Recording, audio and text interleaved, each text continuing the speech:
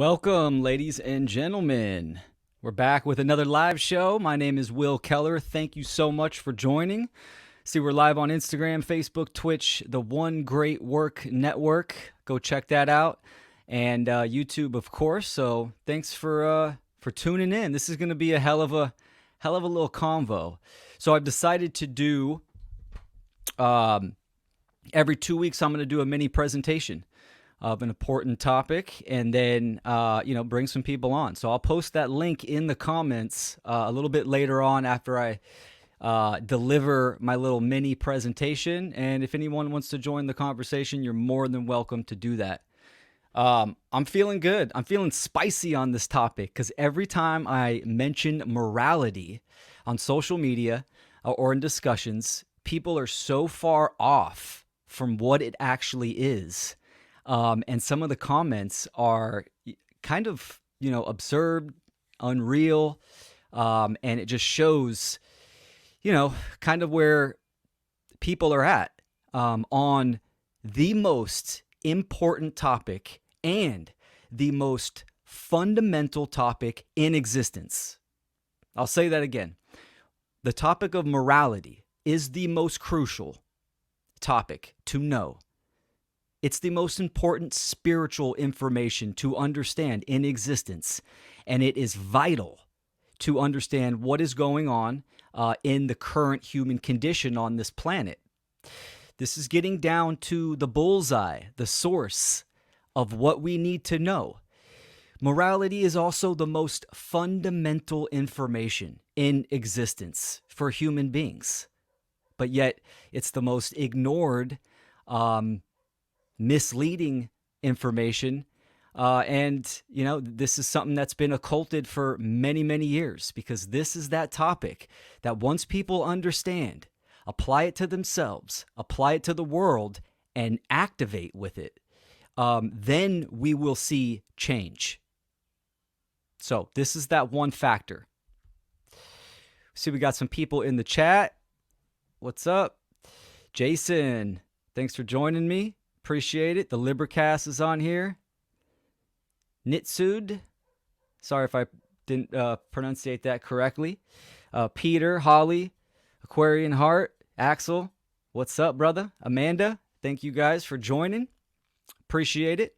So again, my website is willkeller.com. You can go check out my presentations, my podcasts, all my work. And let me get my slides loaded up that I failed to do before the presentation.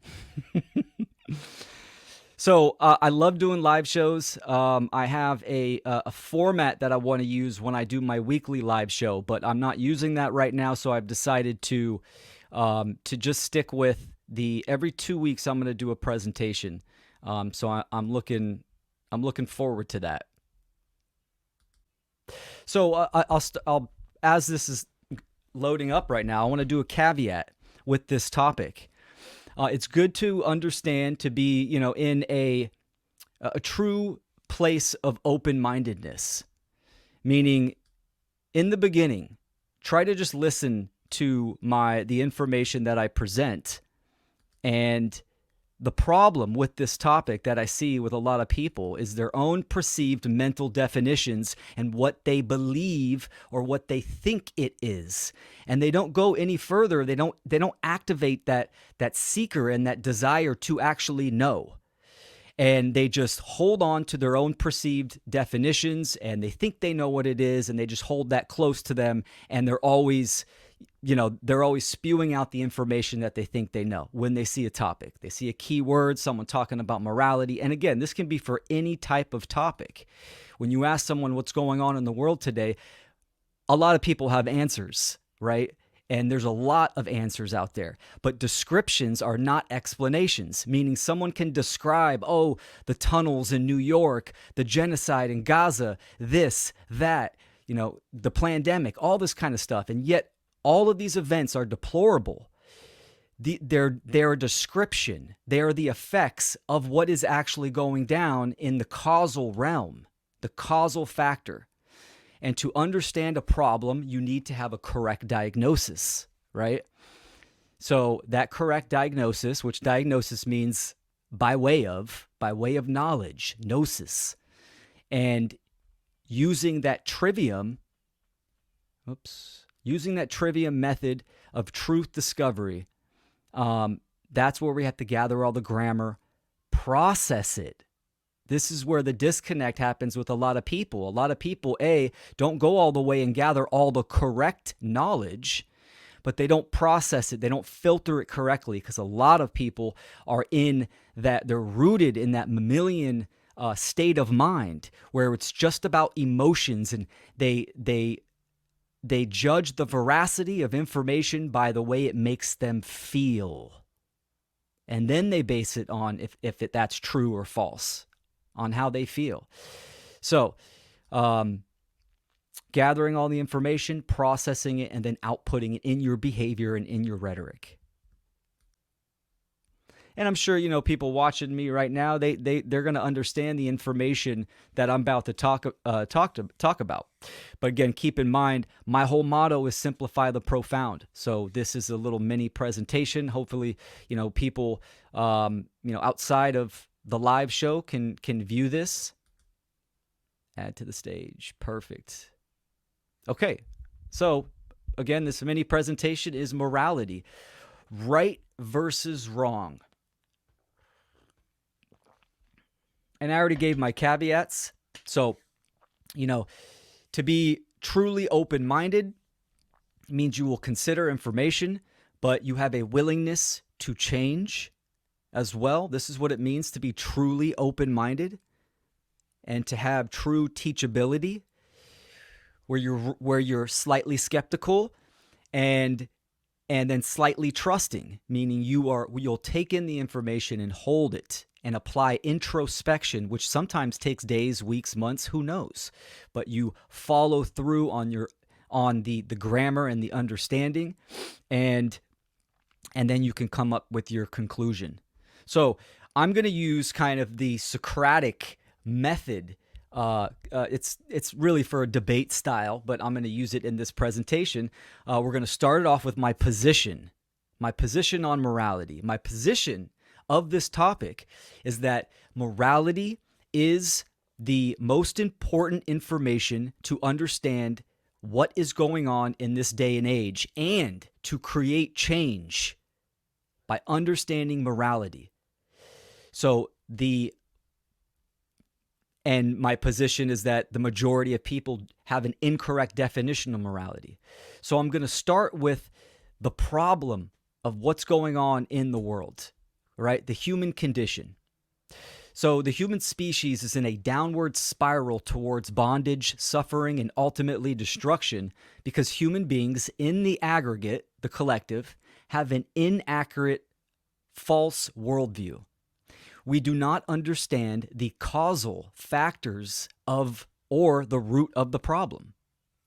We are in a self-induced hypnosis, an unconscious feedback loop of suffering and control, because we do not understand ourselves, our psychology, and how the natural world, our reality, operates.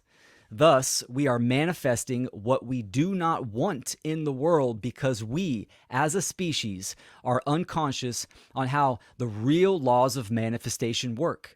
The laws of manifestation work based upon if we are truly moral beings or not. And as a species, we are certainly immoral beings because of what we choose to believe and what we continue to condone. The majority of human beings on this planet are not only ignorant to what objective morality truly is, the majority of human beings on this planet are completely immoral due to their incorrect thoughts and actions, thus condoning and contributing to the causal factors of suffering in the world. The suffering in the world will continue until we change our thoughts and actions and understand objective morality.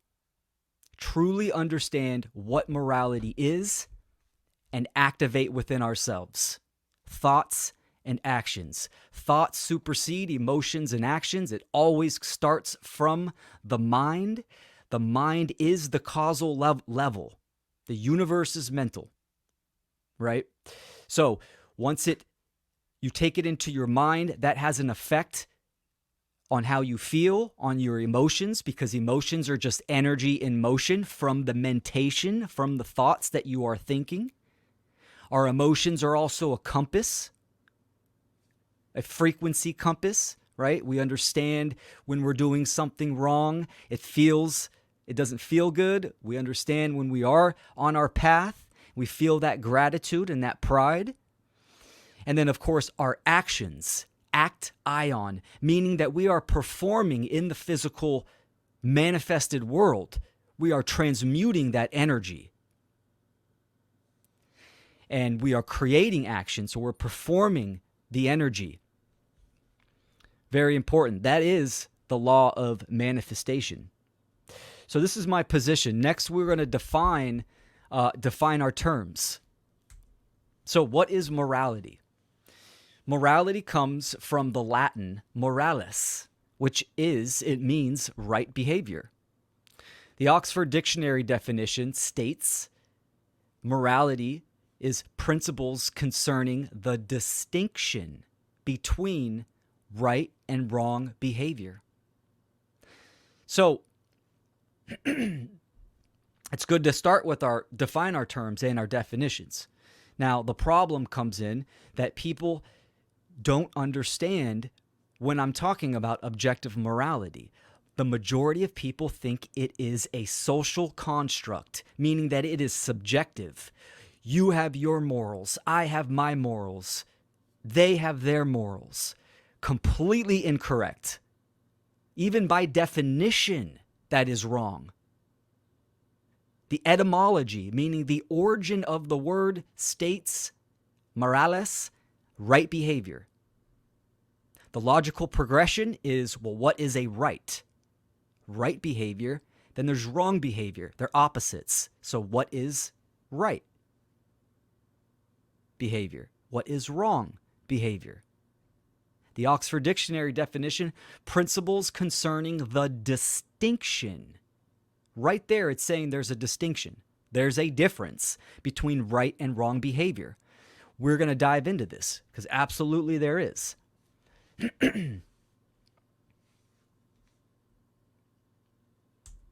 So let's touch on objective versus subjective.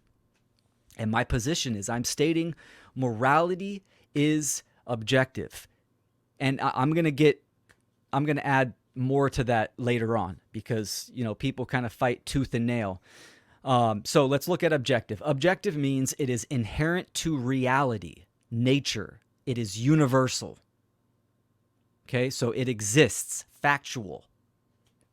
It's also immutable, meaning that it applies to all humans. Now, morality only applies to humans and beings with the capacity of humans or beyond. So I'm not talking about the animal kingdom, the plant or mineral kingdom. This is getting into, occulted spirituality, that consciousness is supreme and that there are gradients and levels of consciousness. No, human beings are not animals. We have an animalistic part of our brain and our function, but we are not animals. Because of our capacity of higher order thinking, we are able to utilize logic and reason and a higher level of intuition and spirituality. We can come to know what this deep, higher level spirituality is. This puts us in a whole different game, whole different level of consciousness and energy. So also, objective, it is consistent regardless of perception, beliefs, personal opinions, feelings, time, or place, location. Okay? So it doesn't matter where you're at, doesn't matter the time period, objective. Now, subjective is obviously the opposite of objective. It is based upon perception, beliefs, and opinions. It's relative to each individual, right? And it's relative to time and location. So it varies upon interpretation. Okay? Now, I want to talk about real quick what is perception. Okay? Let me see if I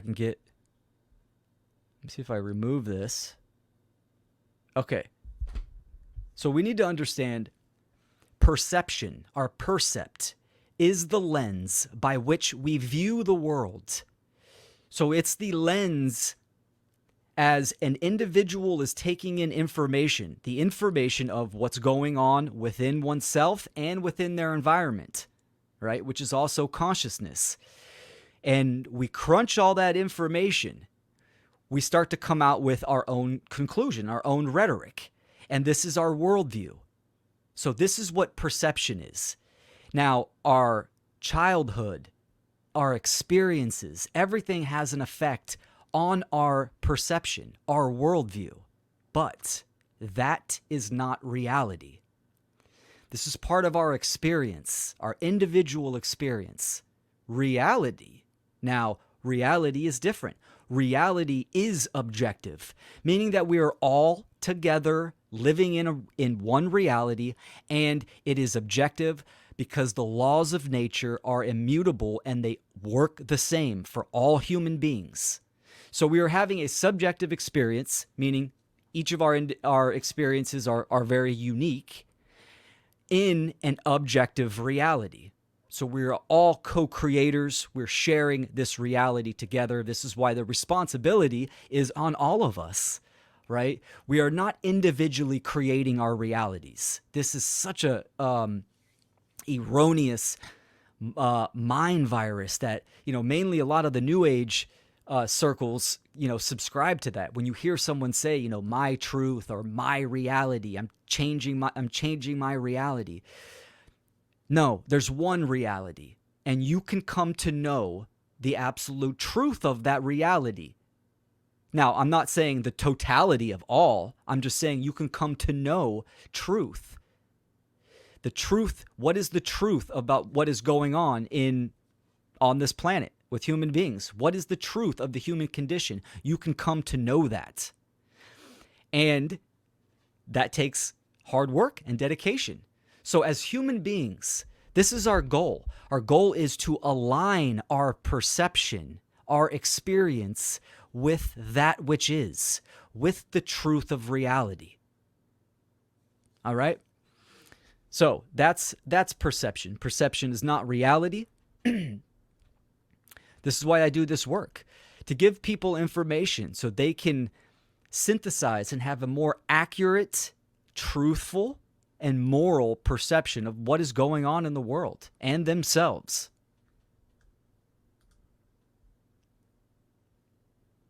All right.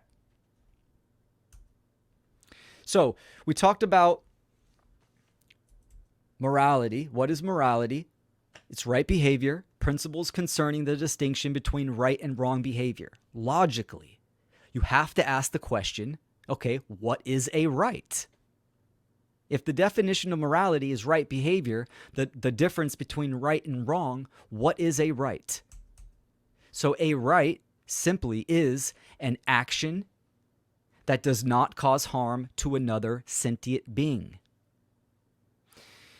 As human beings, and this also applies for the animals as well because they are autonomous, they're their own individual being roaming, separate from the actual earth, roaming the planet. Human beings, we each are having our individual experience. Okay? I incarnated into this body. I am responsible for this body. I am accountable for this body. No one else is jumping into my body. We're not jumping in and out of bodies, using them like clothes. I mean, some people are thinking that, when it comes to genders and ideologies, but it's not in truth. This is not what's happening. Okay. So because we exist in this reality, we are going to interact. We are going to interact with other beings. It's going to happen. It's a fact. Now, what is the nature? What is the condition of that interaction? This is where morality comes into play. And I'm going to talk about ethics later on as well. But morality is pointing to two or more people or another being besides yourself, right? This is what it's implying. Now, ethics, again, I'll get to that later on, but a right is any action that does not cause harm to another sentient being. Now, here's a question that always comes up that people always talk about. Well, who dictates harm?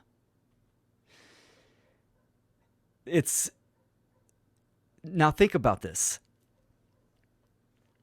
You exist in this reality. There is no handbook. See, this is where the fundamentalist religionists want to come in. They step in and they hold the Bible and other religious doctrines up on a pedestal. Like the creator of the universe really came down here and wrote a fucking book. No, there's no handbook that states how to operate and the spiritual principles by which we need to operate. It's a living Bible. It's a living constitution, and that's called nature, because nature is creation. Nature is truth. And we can use our faculties to observe nature and understand nature, and this will give us insight on how to act.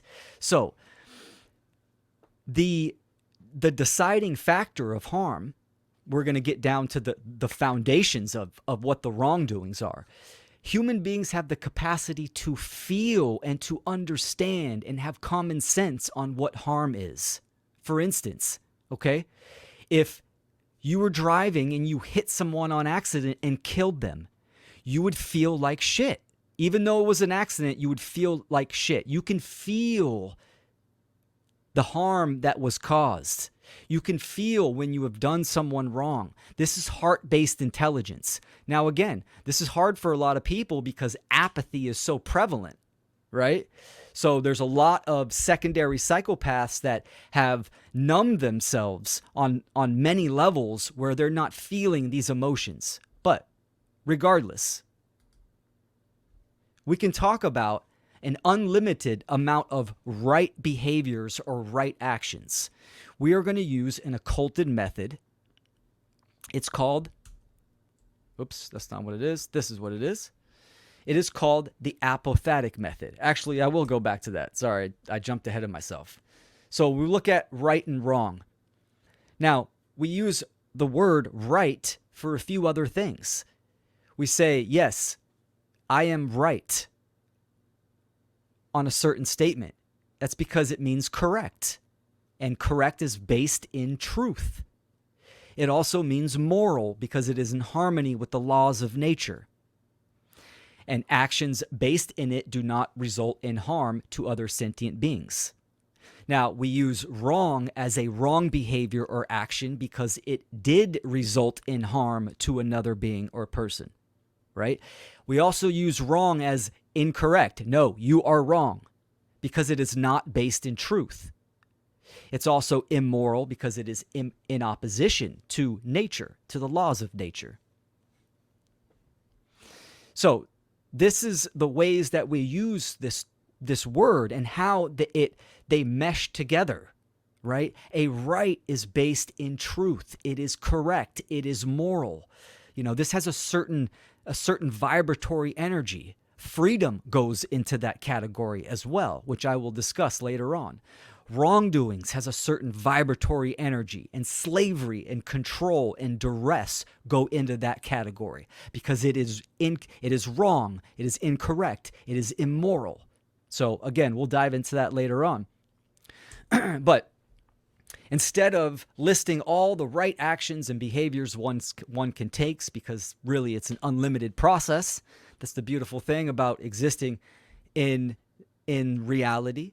We are going to use an occulted method of truth discovery. It is called the lost art of retroduction. It's also called the apophatic inquiry, or apophatis. This is the apophatic method.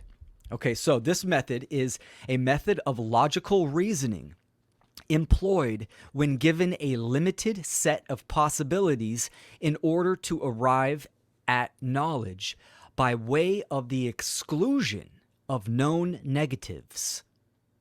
So, describing what something is by explaining what it is not. So, this process of truth discovery is ancient and remains unseen from modern education.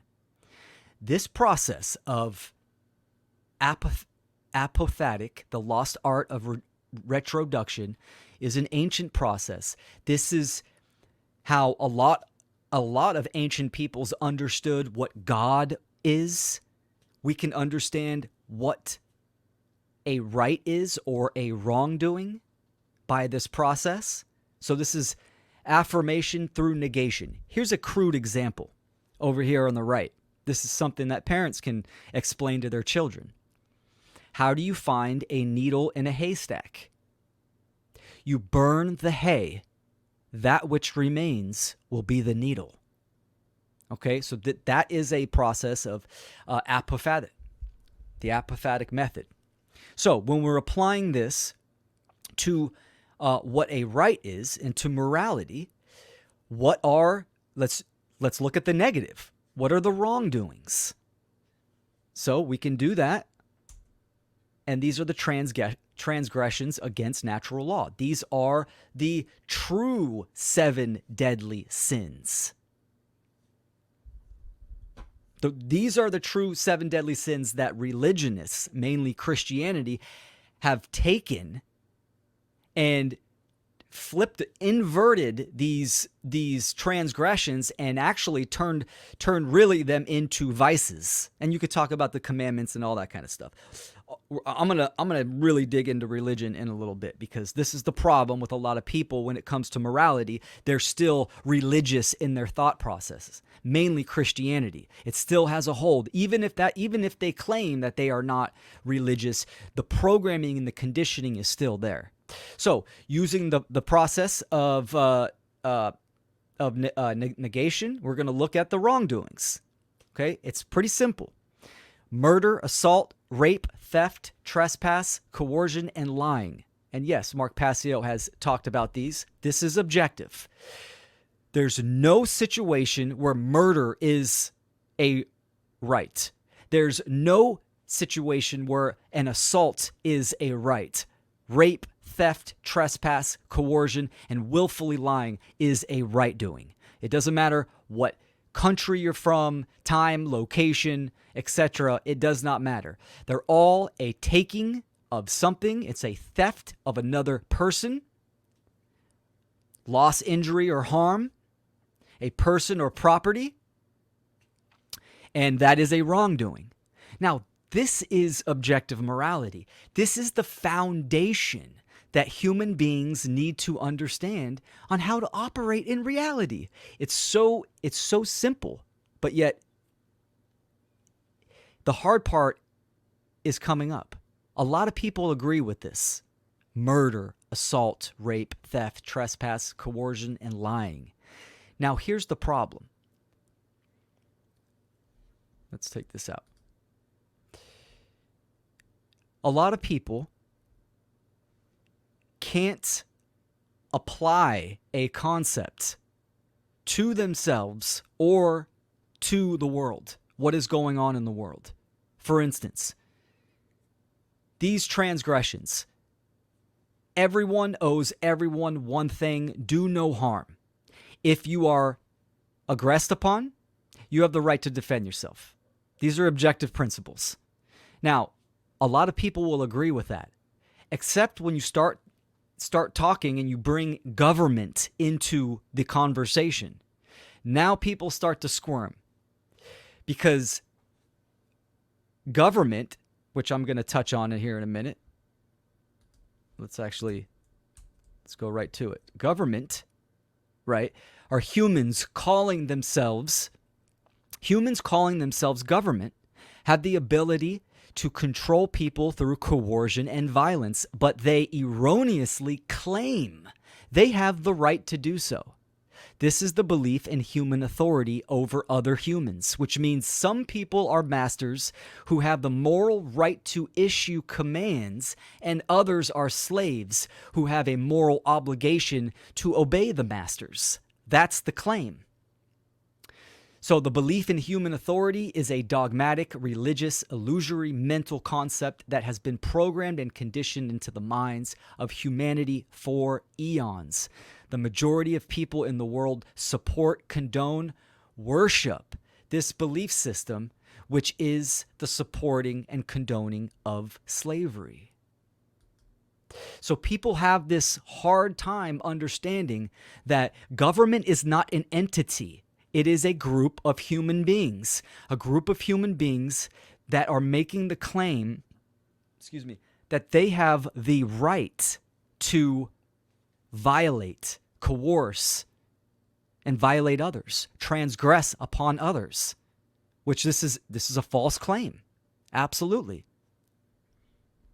This is why government is eternally slavery, because you cannot make a wrongdoing a right. You can't give someone you yourself do not have. You cannot give a right to someone that you yourself do not have. If you can't steal from your neighbor, you can't abdicate that right magically to a group of people saying they can steal from my neighbor. Not in reality, the realm of the real, in truth. It is only a mental, fictitious concept in the mind of a sick individual that's living in a fantasy world. So this is the problem. I mean, so when we look at the world and we understand that governments are running rampant, corporations running rampant, order followers, the police and military violating people in record droves. The number one death on this planet is democide, which is death by government in some capacity. And even after that is malpractice, death by ignorant doctors, which is still the belief in human authority. The belief in human authority, putting someone up on a pedestal saying they are the authority, they are the author of me or other individuals, right? This is what authority means: to author, to own, to possess, have ownership of. So it doesn't matter if it's in a police uniform, camouflage, a doctor's lab coat, right? It does not matter. In nature, in the realm of the real, a right is a right, a wrong is a wrong. Doesn't matter who you are or where you're at.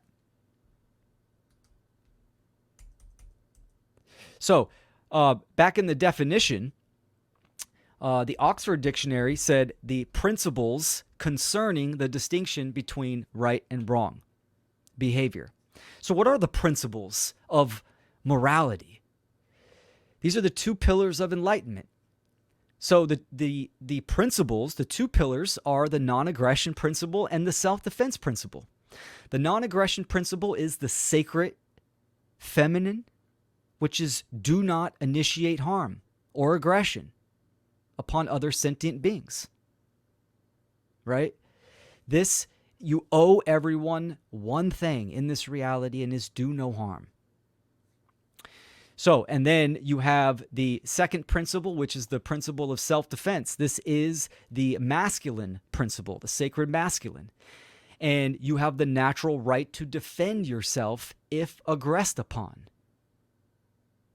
So these two, the sacred feminine and the sacred masculine, they also represent the two hemispheres of the brain. And when you bring them together, when you have the alchemical wedding and they are in balance, they birth a child, and that child is self-ownership. Owning one's self, becoming the sovereign.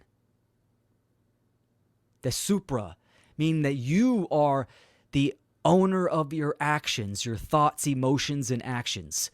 You are, you possess yourself. You control its usage responsibly, and you have accountability for your actions. again, keep in mind, remember that this is the foundational information of existence. This is what our children should know. This is what we should be teaching our children. And if we want to evolve in consciousness, this is the foundation, the structure. How to operate in this reality, how to treat each other.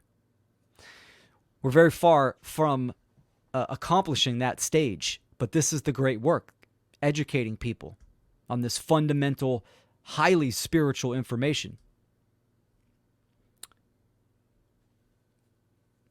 There's a lot of comments. I'm excited to kind of go through them. I'm just kind of delivering the presentation right now, but at the end, you guys put those questions in there. I'll go through the comments. I'm excited to check those out. All right, so moving on. So here's the biggest problem.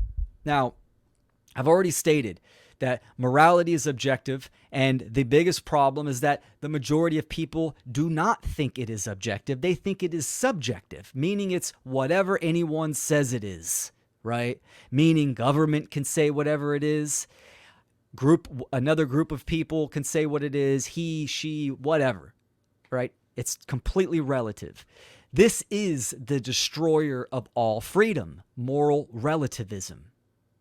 So moral relativism is the ideology/religion that objective morality does not exist inherently to nature, and that right and wrong are subjective constructs, which human beings may create and or decide according to time, location, circumstance, and preference. This is exactly what all religions also believe as well, right? This is why there's so many religious wars, is because the Muslims have their own set of morality. Christians have their own set of morality. The Jews, the Hindus, the Buddhas, whatever. It expands beyond cultural religions to Republicans, Democrats, right? Even libertarians as well. So the majority of these people all hold subjective morality. That morals, right and wrong, is relative. It's mind-blowing that in America, when I talk to people, again, it depends if you're left or right,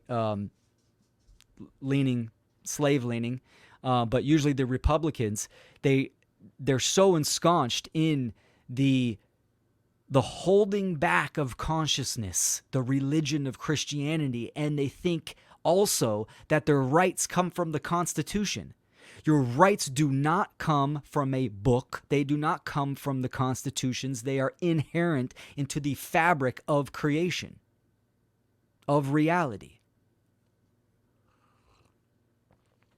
So this is the whole problem, is that people are ignorant to what morality really is, and they think that, a constitution grants them their rights.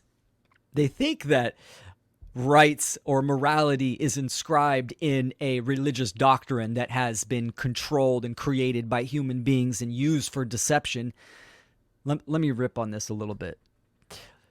All cultural religions, all their information, their knowledge was stolen from the previous ages of the animists and what mainly Christians call pagans, which all a pagan is, it's a derogatory term meaning country dweller, someone that's outside of the system of the Abrahamic religions. But these people for hundreds and thousands of years lived so close to nature and observed nature, just like the indigenous people nowadays, currently in our world. You ever notice that the indigenous people are closer to truth in reality? Because they understand nature and how nature works and natural law and the laws of nature. So, but the cultural religions took that information, that knowledge, slaughtered all the animists in genocide, and they took that information and they used it for control, right? They created the religious, the holy books. This is why so many people, they think that morality comes from the Bible, that Jesus is the arbiter of truth, or, It doesn't matter who it is in the cultural religions. No, it is ingrained in nature. This is what nature is, creation. So the cultural religions, these are stolen images, stolen knowledge, where a good portion of it can be used for spiritual development, but there's a lot of deception in there, a lot of deception. That's even if someone has the willpower to even understand the allegories and the astrotheology in their religion, which the majority of people do not have, do not do. So, moral relativism. This is the destroyer of freedom. This is the cancer in the minds of humanity. And just as Aquinas said, there can be no true liberty in a civilization that enshrines moral relativity. And that's a fact. So we talked about government. So here it is. Ignorance is the Achilles heel of humanity. Only when the knowledge of objective morality and natural law become common sense knowledge will humanity be free. There is no freedom without morality. So, the knowledge of objective morality is the Achilles heel, which the Achilles heel, I have down here in the corner in the definition, is a seemingly small but critical weakness in an otherwise strong position. It's the foundational information. And people have a lack of nature and reality, truth, that they think it is relative and subjective. And this is why governments control people, they influence people, is that because the majority of human beings do not understand the difference between right and wrong, and they condone and support slavery and violence in their thoughts and in their actions.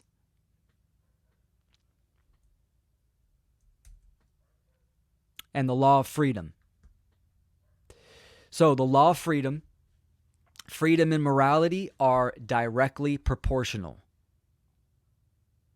Ignorance begets slavery, and knowledge begets morality and freedom. Okay? The law of freedom states as morality increases, freedom increases. And as morality declines, freedom declines. Now think about it. Right? As in the collective, in the group, the aggregate, we're talking about the human condition on this planet. As humanity understands what right and wrong are, and they act with right action, then we will start to see the human condition, start to go towards a more free condition. The ending of society. As more people understand the difference between right and wrong, they will logically, hopefully, understand that all the governments, the police and military don't have the right to do what they do. Of course, action is involved. So what is that action? That action always starts in the mind, freeing yourself first in the mind, breaking the chains of mental slavery. We need more people to understand what objective morality is. Common sense, that's right. Libercast. Okay. I want to check out these comments, but let me try to wrap this up. So, true freedom can never exist in a society that embraces moral relativism, because true freedom can never exist in a state where human beings do not understand right behavior versus wrong behavior. Can never, by law. By the laws of nature. And this is what natural law is all about. You know, natural law is a huge category. You could spend lifetimes studying natural law, and that's what we're here to do. We're here to study nature because nature is the ultimate mentor, okay? But just we are so ensconced in negative knowledge, meaning that this is the greatest task, to educate people, to have people look within themselves and break their false programming and conditioning, just to get up to par, on the level where how we supposed to act and treat each other, the difference between right and wrong. So once we get to there, and I mean, you can see what some of the greatest minds in histories, Walter Russell, Nikola Tesla, Boscovich, Wilhelm Reich, some of the most incredible minds and inventors, right?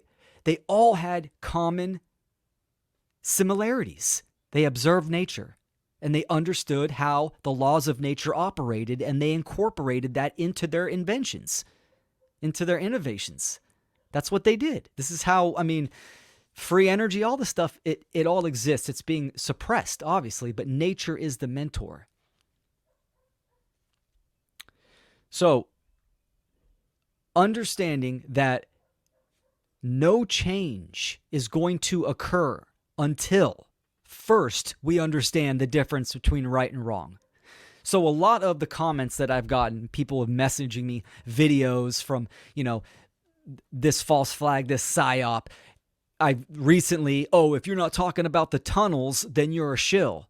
I'm not going to talk about the tunnels, because there are hundreds of fucking people talking about the tunnels in New York. And you know what? No change is there by understanding that there are monsters, psychopaths, and deplorable events happening all over the world. It's been going on for thousands of years, and it will continue to go on for thousands of years. It's nothing new.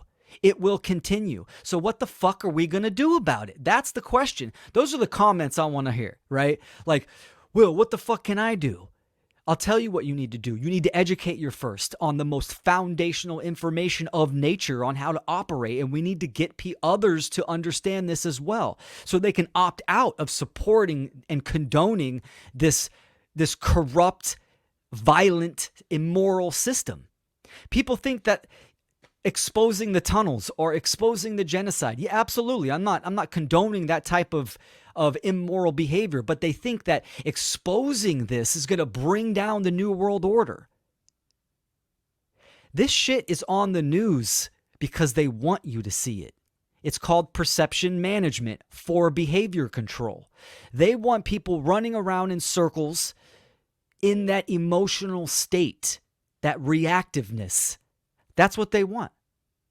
So they can fall victim to whatever dialectic gets proposed to them next round. So it's very common in the political system with the left and the right. You pit the left and the right against each other. That's what a dialectic is. It's two paths leading to the same destination. It is the realm of the effects, meaning if it has manifested in reality, that's the effect. The cause is in the mind. So this is the realm of change. All change must be in the mind. So to change the current human condition, individuals need to change the way they think, their thoughts, and act on that. And this is where objective morality comes in. The difference between right and wrong.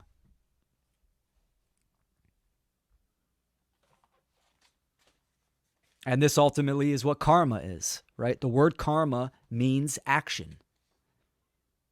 It's that karma's it's really easy. Think about the energy. The energy that's put out is the energy that comes back. But this, as far as the human condition, it works through a long period of time. And as more individuals contribute to the collective, that energy amplifies and multiplies.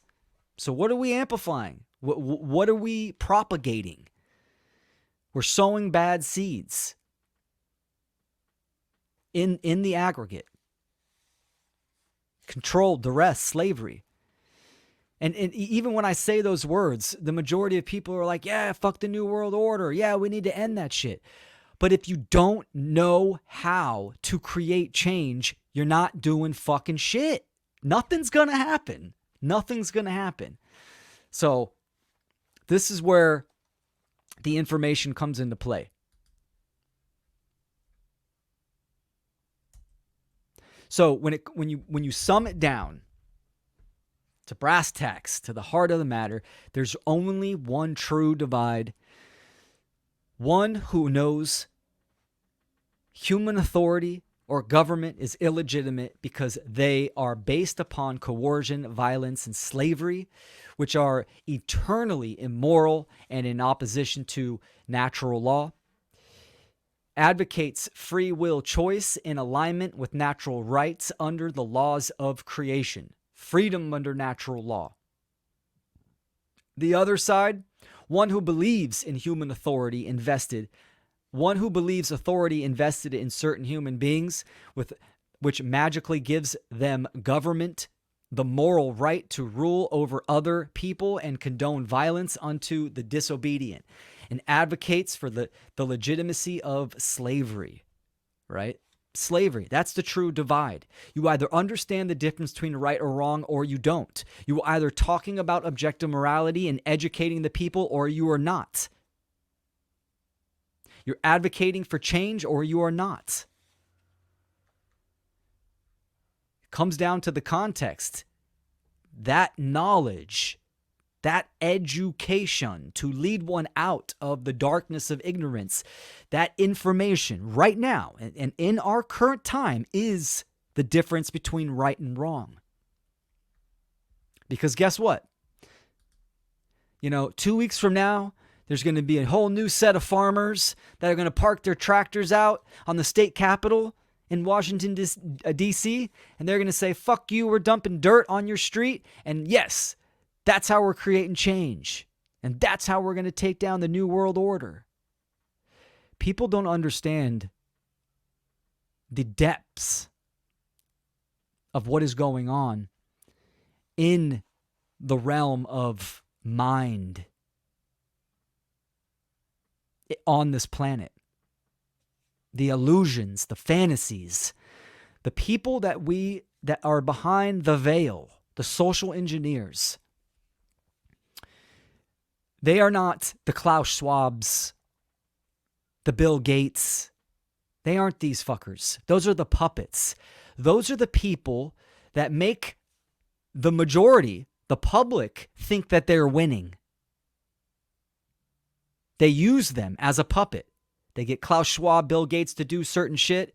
And then Klaus Schwab, just recently said, oh gosh, they're starting to rebel and revolt. And now everyone thinks there's a fucking awakening happening. You don't understand. These people behind the veil understand the most deep spiritual, psychological knowledge, and they're using it for a power differential.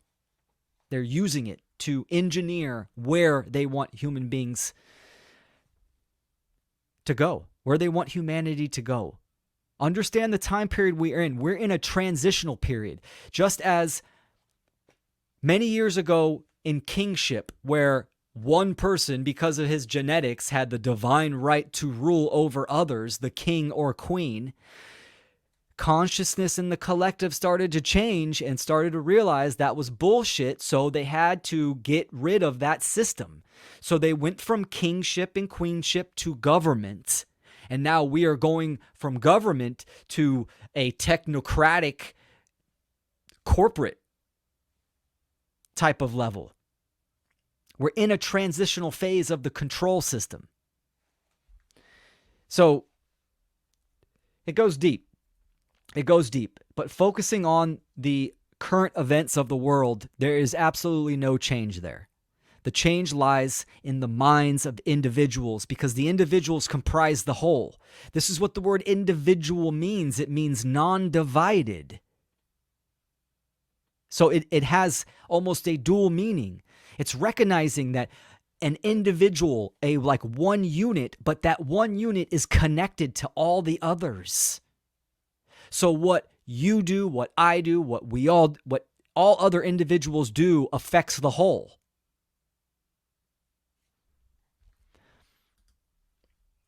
Okay, wrapping up to the last slides, and this is what it ultimately comes down to. It's activating our conscience. Now, conscious from the Latin prefix con, meaning together, and the Latin verb sciere, meaning to know. Conscience is common sense, meaning to know together. To know what? To know the objective difference between right and wrong. It is ingrained in our very being. Through the mind, through the receiver of information, the brain, to discern, to feel. We can feel harm. We can feel right and wrong as well. In the heart-based intelligence, they have to be aligned. Care, will, thoughts, actions. And this is what it ultimately is, right? Again, going back to that quote that only when the knowledge of objective morality and natural law become common sense knowledge will humanity become free. The knowledge of right and wrong must be known, must be the common knowledge. True spirituality is about freedom. There's not a lot of quote unquote spiritual people that will say this. It is all about freedom. It's all about morality. The meaning of life is the same for us all. The meaning of life is the same for every living being on this planet, is the same. Let that soak in, what I just said. The meaning of life is freedom. Every living being on this planet strives for freedom. That's because freedom is the natural state of reality. That's because consciousness wants to expand, grow, evolve, become more complex, diverse, unique, beautiful. This is what it wants to do. That is freedom. The opposite freedom, slavery, you could see as it's involution. It's the breaking down. It's the stagnation. Both of these forces operate in reality. This reality is a schoolyard for us to grow. We are here to learn and evolve. If that is taken away from us, then we are stunting our progress. And this is what the human condition is. When people talk about the soul trap, it's our human condition that living in slavery, external slavery, because we are being restricted from experiencing and learning the lessons that we need to evolve in consciousness and spirituality. So the meaning of life is freedom. Doesn't matter if it's fungus, mycelium, amoebas, animals, plants. It all grows and expands and evolves. That's what it wants to do. That's the meaning of life. Our purpose is more subjective. It is subjective.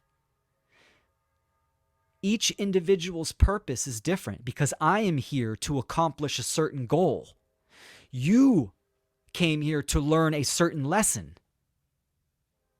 And you might keep coming here to learn certain lessons that attribute to your growth and evolution.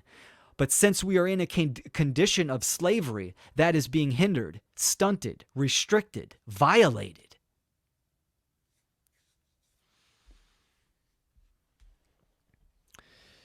So, freedom requires action. Stay away from the dialectics and misdirection and deception. These are merely the symptoms of an underlying cause.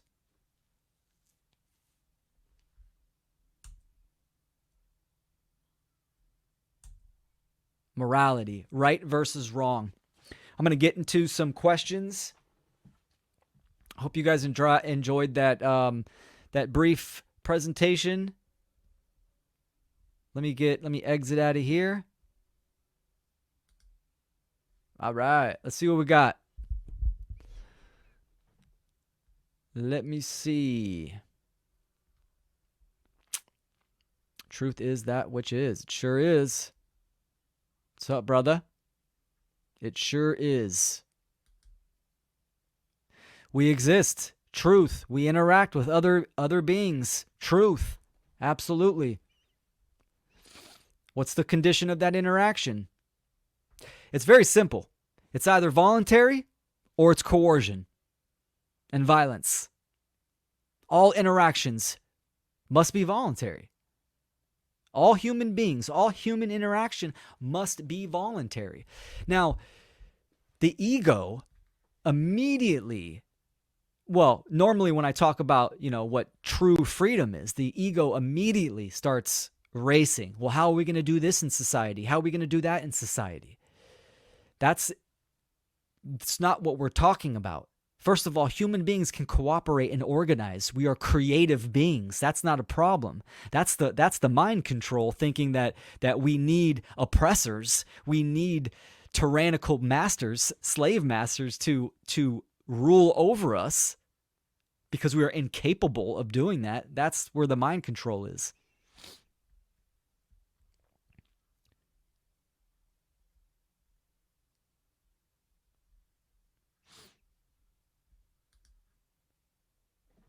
Good info. It helps me to hear it, explain and re-explain from multiple perspectives to sink in. Absolutely.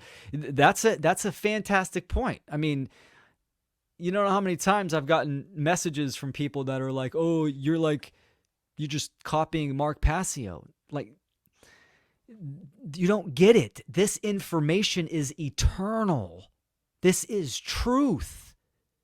So of course, a lot of the information that Mark, me, Chris Janston, all these other, Brandon Martin, all these fantastic content creators and the other 75 plus people on the One Great Work Network, a lot of the information is the same because we're talking about truth in nature. Now, the expression and the means of how we express that, that's creative. And that can vary. But multiple perspectives, absolutely, this is what we need to hear. Some people might not hear it from me, but they'll hear it from someone else. Someone else might say it a certain way, and it resonates with someone. That's what we need. This is what we need. We need more people understanding this most foundational, fundamental information and publicly speaking it out into the ether.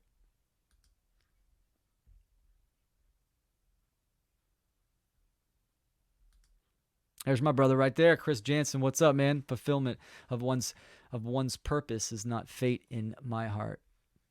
Purpose is built and created by dynamic living. Yeah, man. Excellent. Nature is causality, immutable. Yep. Absolutely.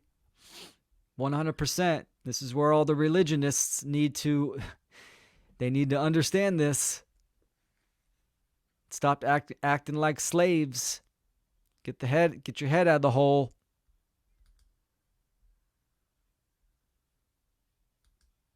A lot of people don't even know what that means. Statements like that go over their heads. Again, I'm kind of going out of order on the comments. I'm going back up. So yes, a lot of what I've talked about today can go right over people's heads. So I'll give some advice to people. I mean, again, my whole motto is simplify the profound. These topics can be very hard for a lot of people, even something as right and wrong, morality, right? This is due to the mind control and the conditioning and programming for millennia that's ingrained in epigenetically in one's consciousness through multiple lifetimes. It's the conditioning. People have been dumbed down and their consciousness has been suppressed that it's very hard for them to understand. So it's up to us. This is part of the challenge. This is part of the one great work, is to make content that people can digest and can understand. That can be done in many methods, right? So this is my method. This is the method that I'm embracing. I'm embracing trying to simplify this message. My daughter's 10. I want to be able to, and I talk about this kind of stuff with her all the time, but I want to be able to explain deep spirituality and this knowledge to a 10-year-old and have her understand. I would say the majority of people are around that same age, maybe younger, in their comprehension skills. It goes both ways. How I comprehend the information and then how I express it, and then someone else's ability to comprehend the information. If one suffers, if one of us suffers, we all suffer. Absolutely. Law of one. Love is that which expands consciousness. Absolutely. Fear is that which constricts consciousness. You got it.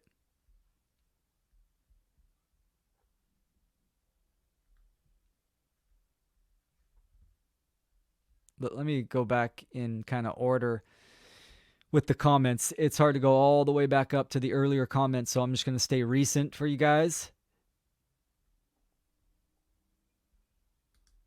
Jay says, better to have 10 deliver the same good message than not having it at all. Yeah. Yep.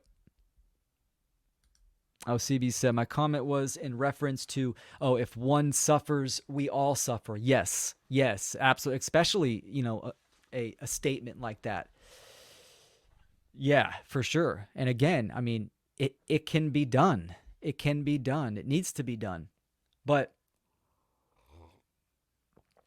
again, I think there is an order of importance of information. Like understanding the difference between right and wrong supersedes that concept right there.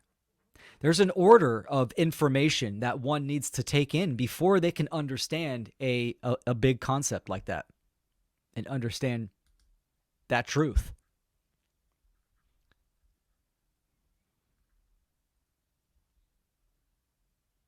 My brother Nate, what is your thoughts on most of the freedom truth movements not putting fundamental natural law sciences like this presentation in their rhetoric? It's a fucking shame, man. It's a fucking shame. It's so... I understand someone like Mark's frustrations.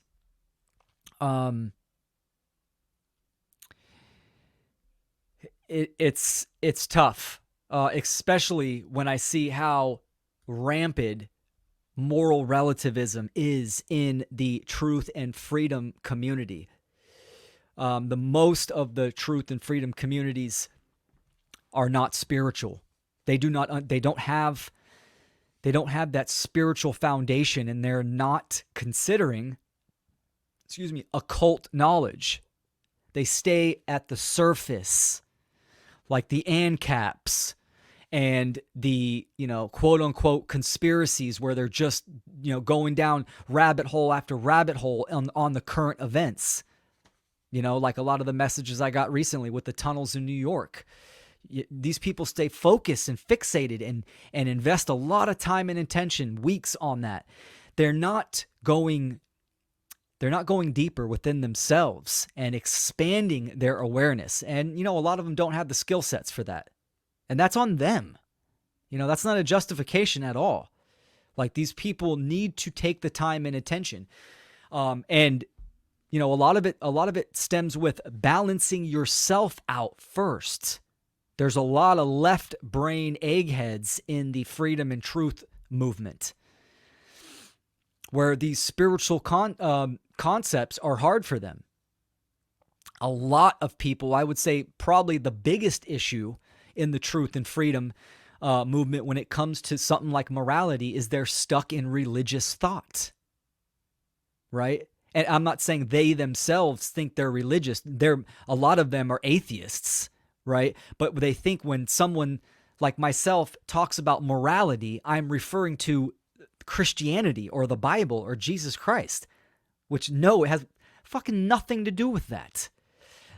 Those type of religions are making their own claim. They are trying to be the arbiters of truth, that's where the deception is. That's where the deception is.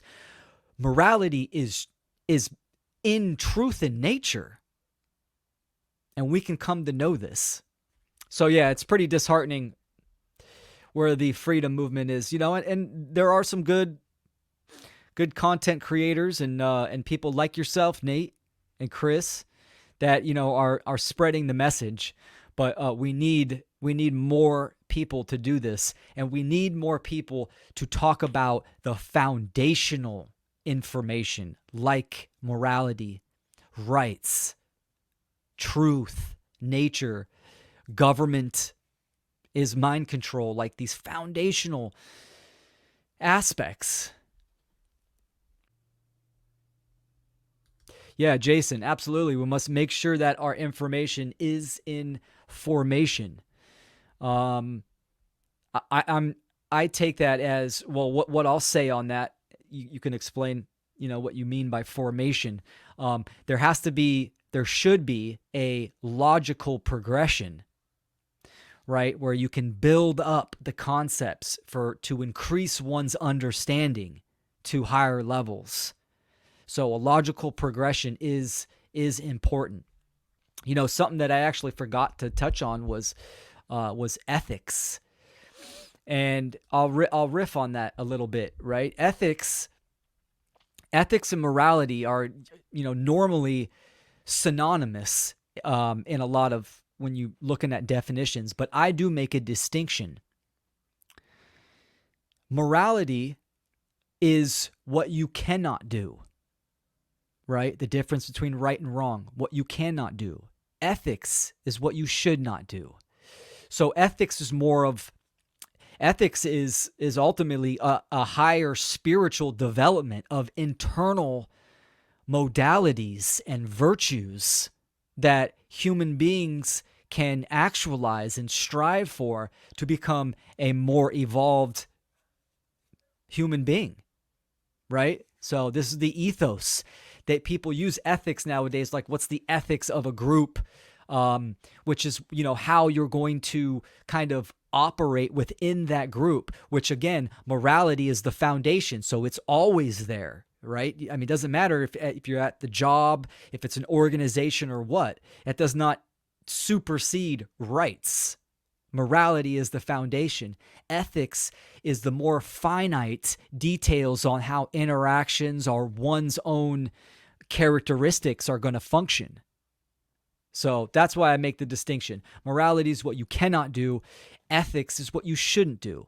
So, here's an example where I saw a meme one time where someone was like, this is this is how you can gauge morality. It was the shopping cart test. Someone leaves their shopping cart, by their car, and they don't take it back to the rack. They're an immoral person. And see, I disagree with that. The shopping cart test is a test of ethics. Now, can someone leave their shopping cart by their car and leave it out in the parking lot? Yes, they can. They have the right to do that. Now, should they take it back to the shopping cart? I think so. That's like the nice thing to do.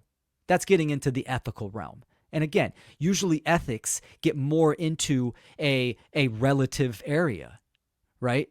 So there is a slight difference. And I'm going to do a whole presentation on ethics. It's called internal ecology, about the internal environment. It's all about high spiritual ethics.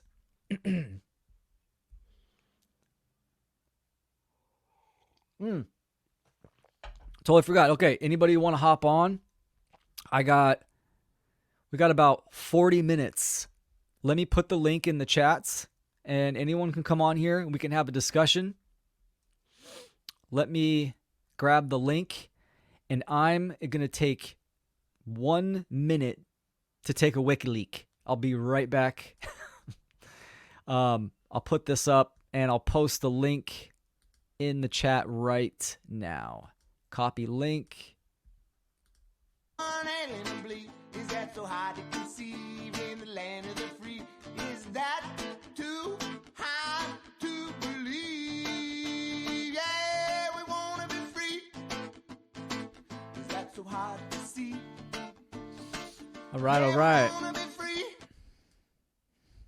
Because we want to be free. That's the Funky Father, Mike Mattingly. Whole album is very, very fantastic.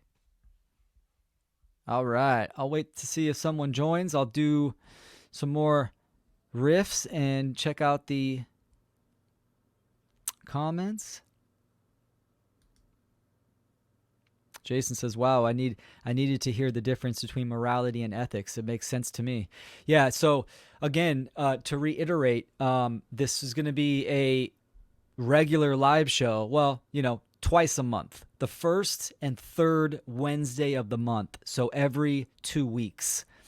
For now, it will be a live or a weekly show, but I have some projects I got to wrap up that I'm really excited for. But I think next show, I'm going to do internal ecology. So keep a look on that. It's either going to be philosophy, the principles of philosophy, or internal ecology, ethics.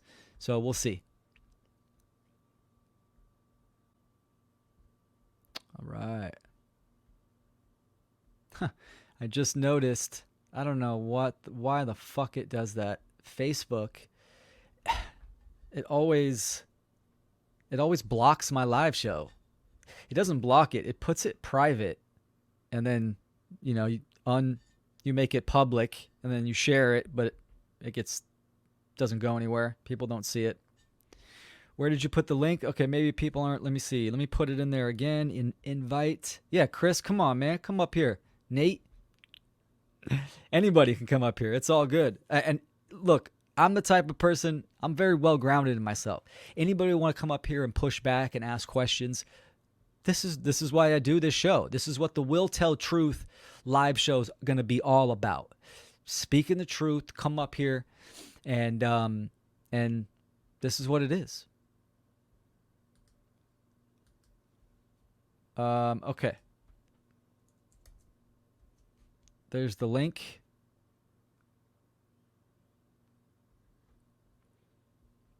Let's see what else we got.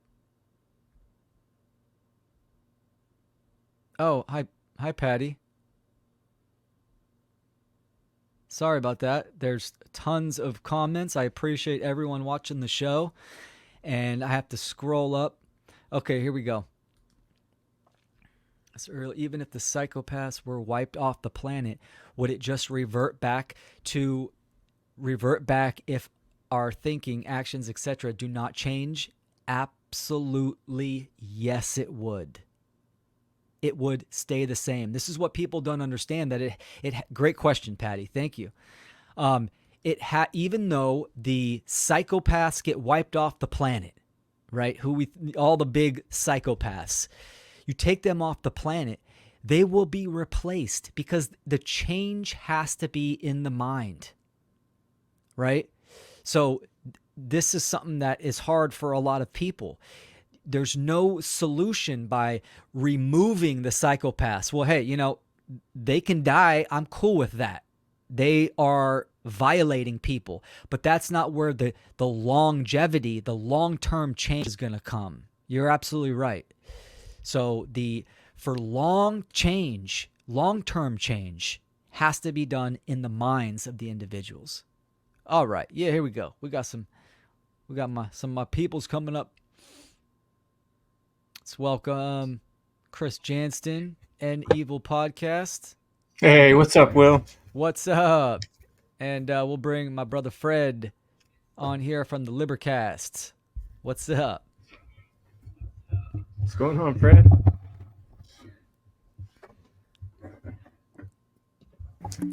Can you hear me? Yep. You guys are both coming in. All right, so let's do. Is there any sound? Yeah, I can hear you. Can you hear me? Yep. You guys are both coming.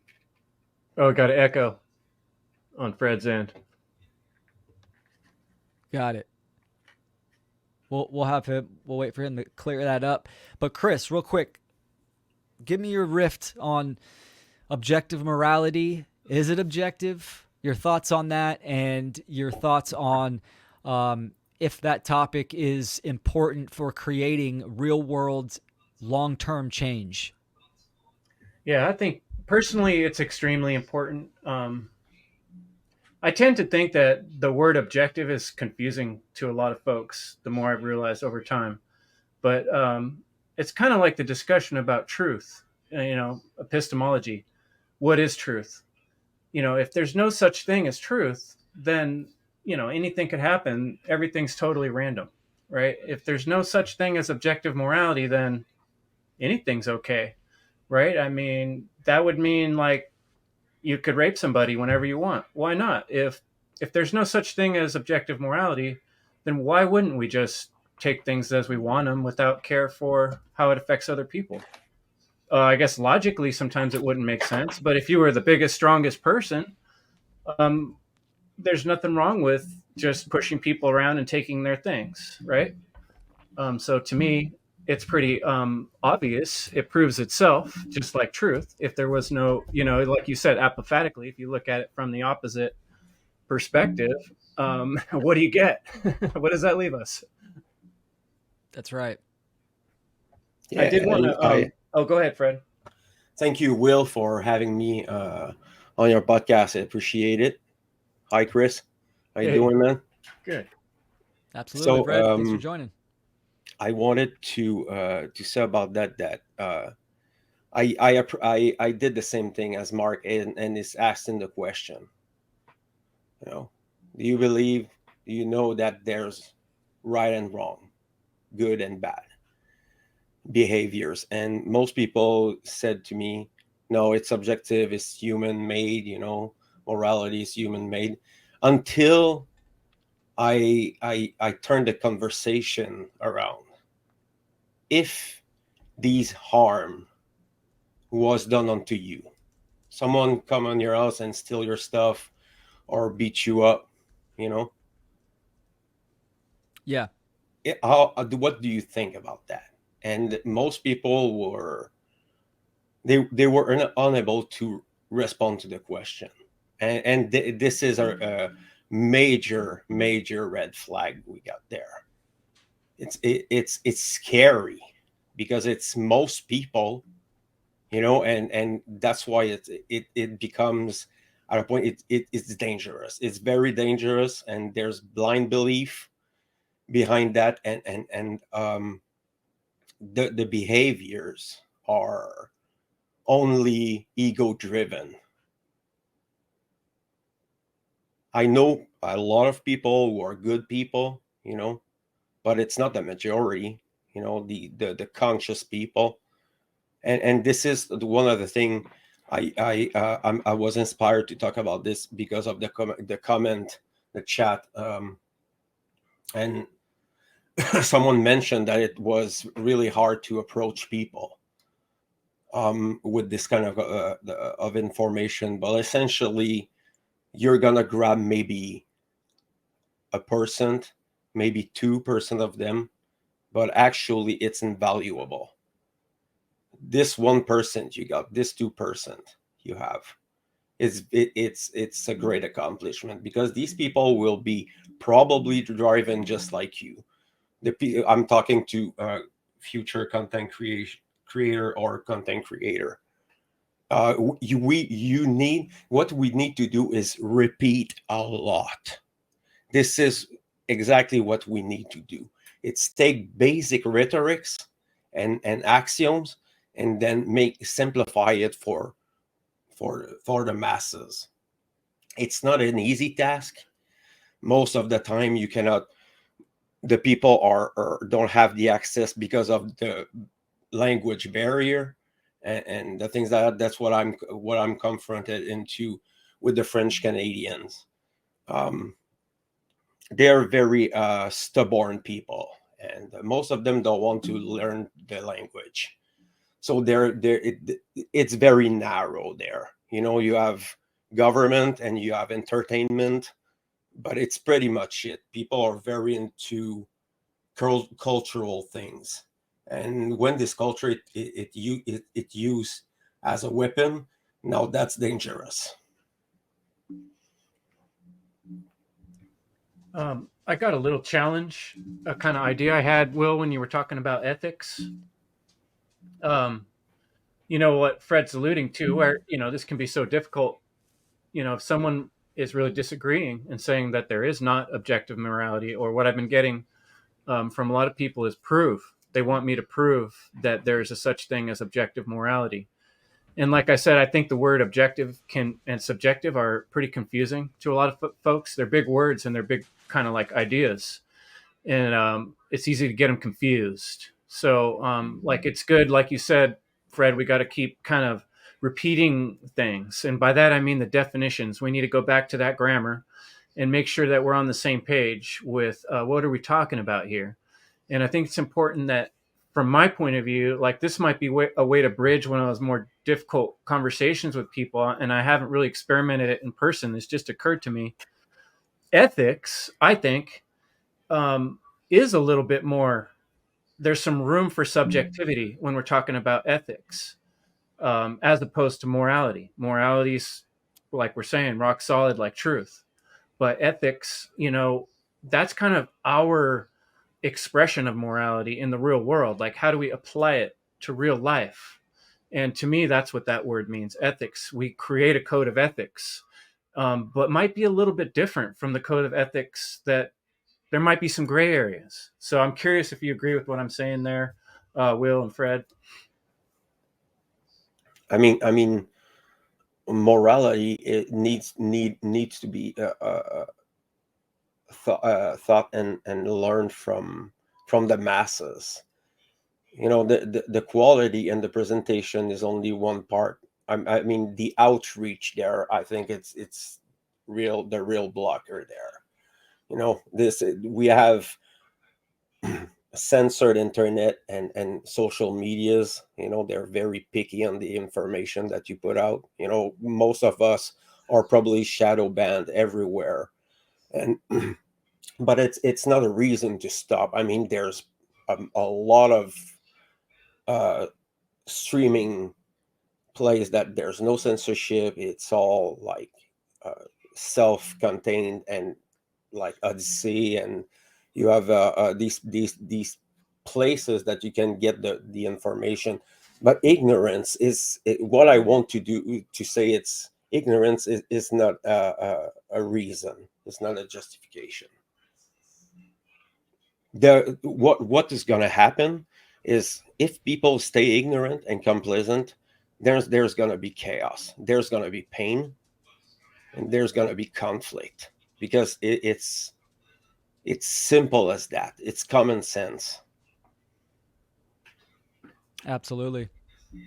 People will make their own choices. We cannot make them make their choices for them.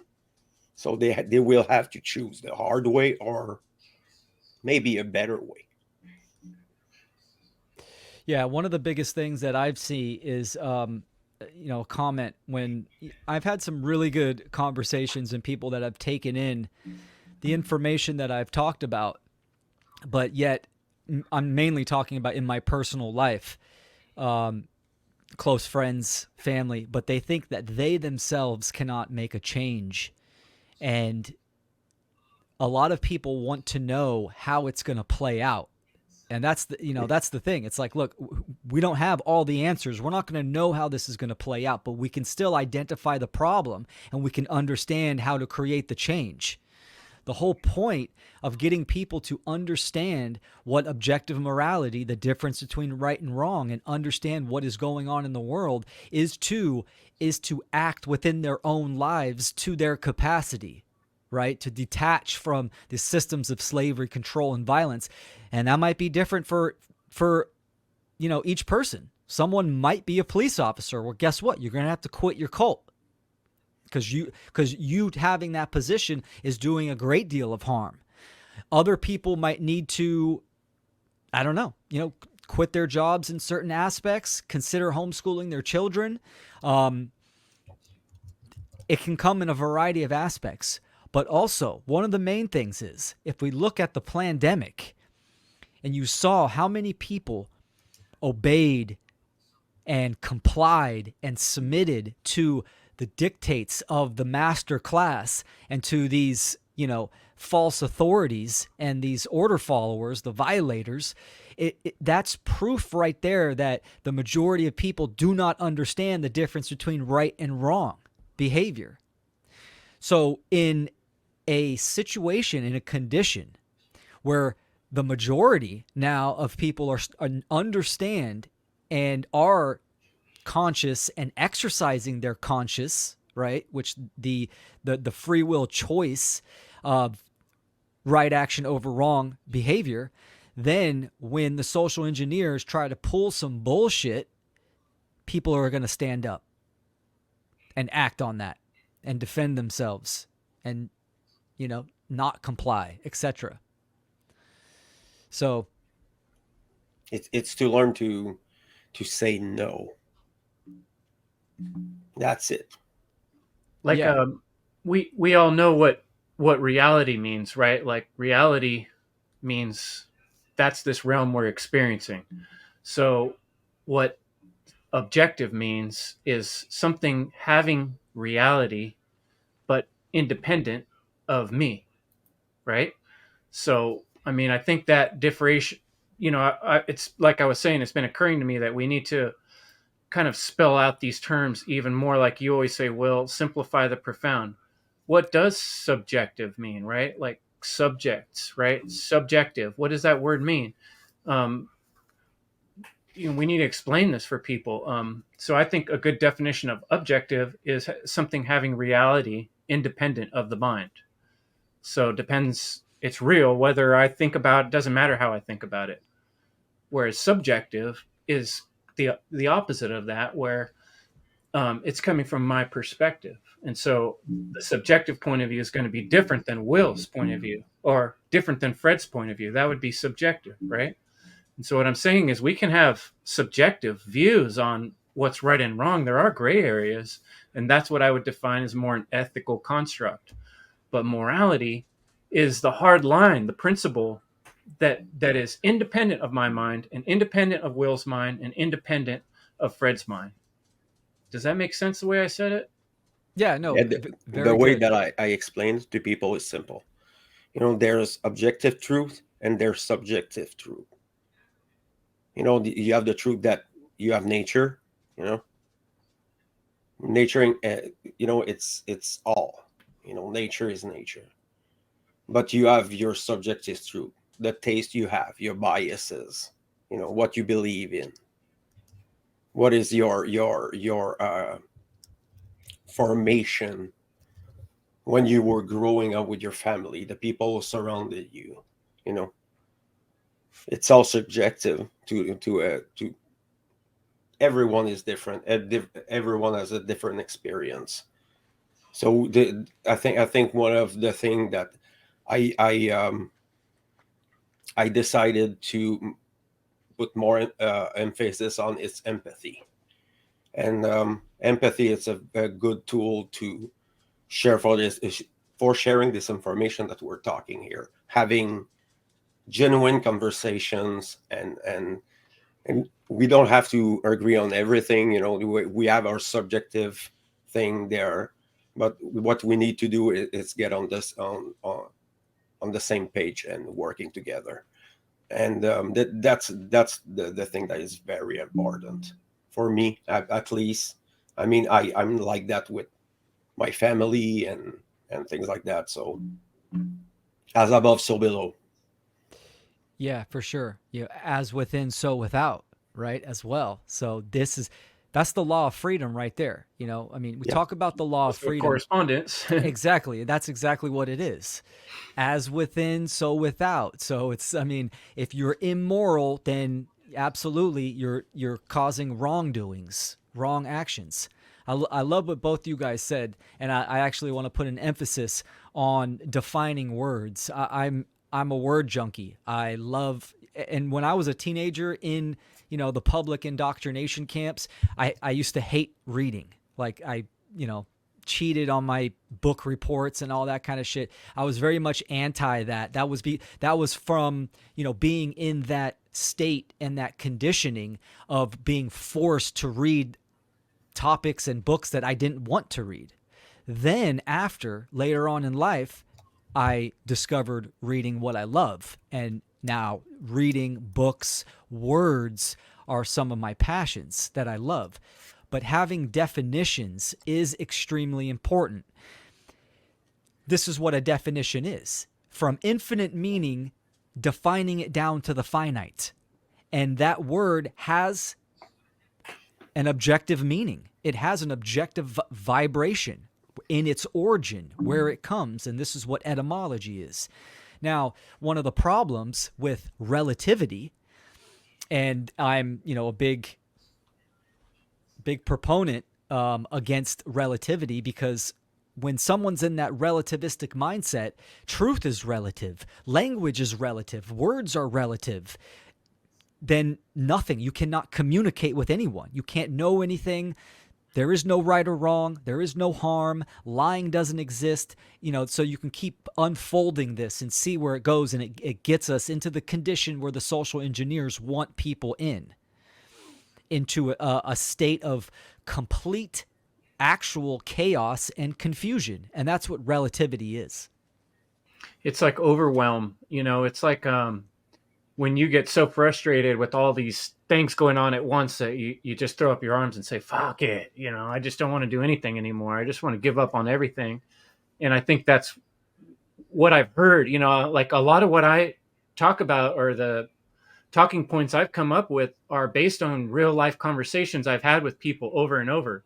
And what I found is people will consistently come up with the exact same arguments almost across the board. You can almost predict the next thing that the person's going to say.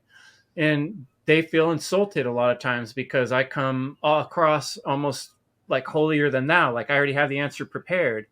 And I don't know how to not do that, because it's troubling that people keep coming up with these same things they say.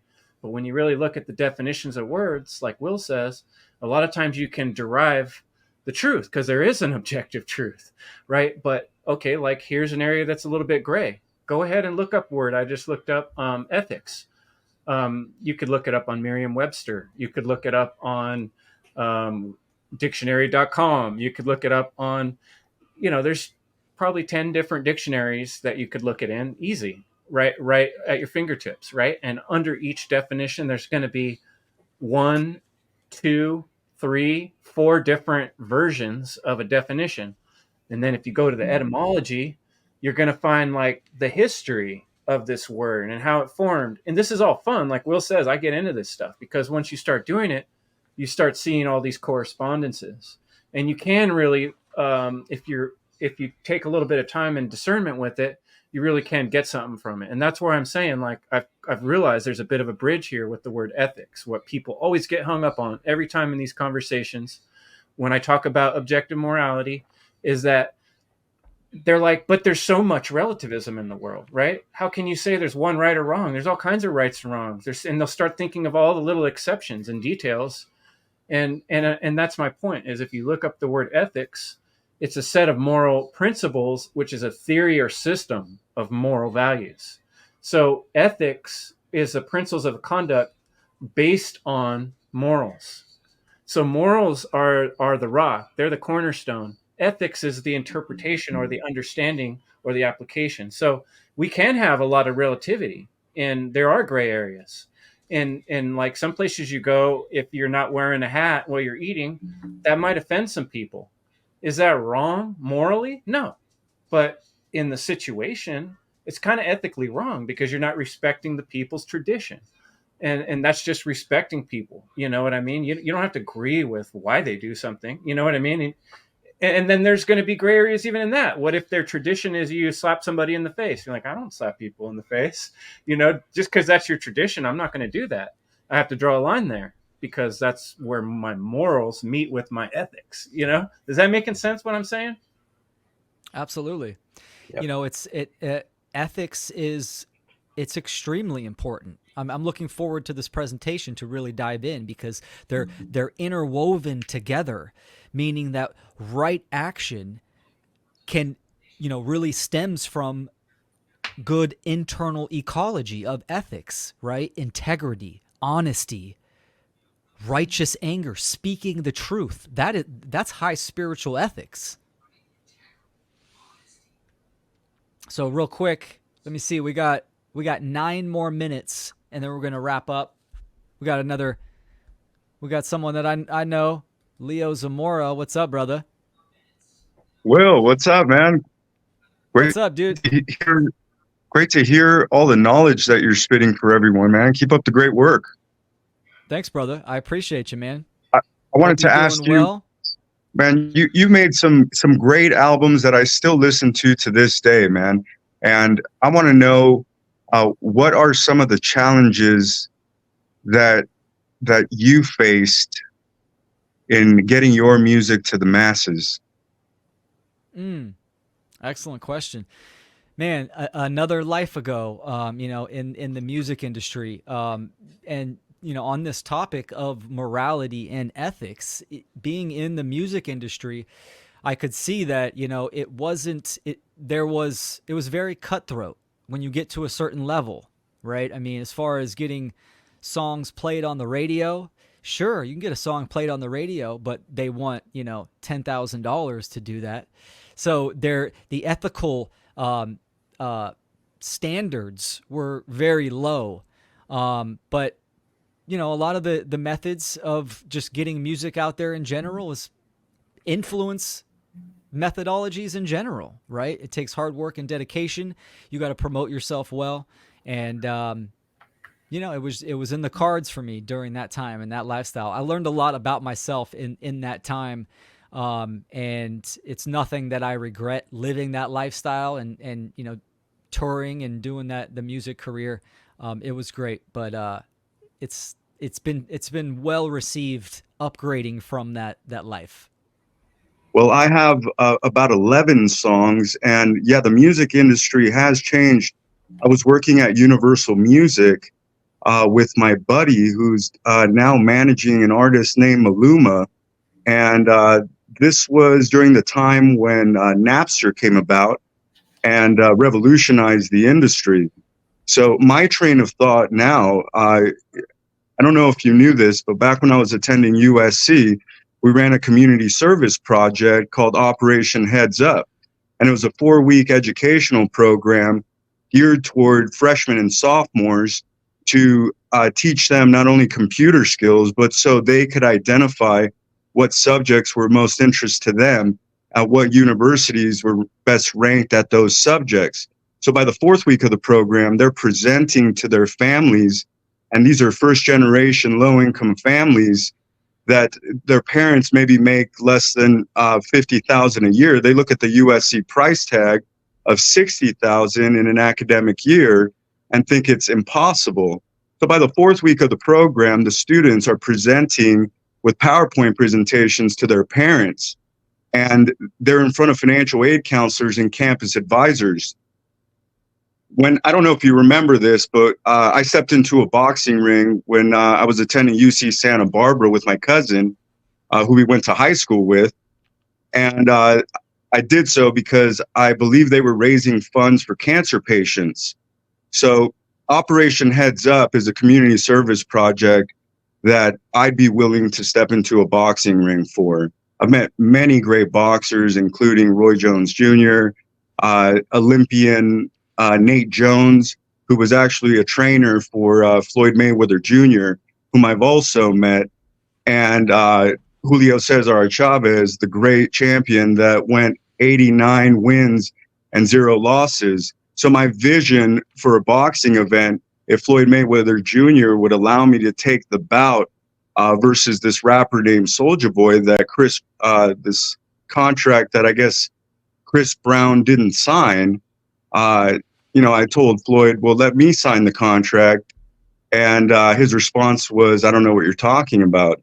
So I'm still trying to understand the truth behind that rapper Soulja Boy's words during his interview with Big Boy on Big Boy's Neighborhood. But I believe, it's not even, in my mind, I've already signed that contract. And that way, not only he gets paid, but we can reignite the community service project for Operation Heads Up. And we have a website called operationheadsup.com, where heads is spelled with a Z. And I'm donating all my sports memorabilia. My understanding is that the most valuable memorabilia that I own is a Ricky Henderson rookie card. And it's a Gem Mint 10. And my understanding is that the value's over $125,000.